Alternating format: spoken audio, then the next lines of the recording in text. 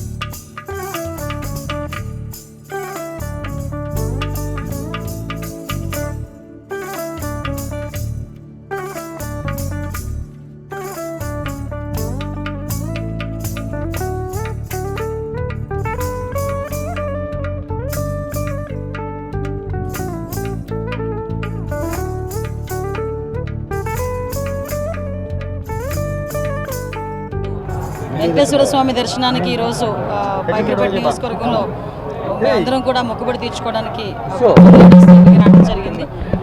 స్వామివారి దర్శనం చాలా బాగా జరిగింది. స్వామివారి ఆశీస్సులు ఎప్పుడూ కూడా మా అందరి మీద ఉంటాయి.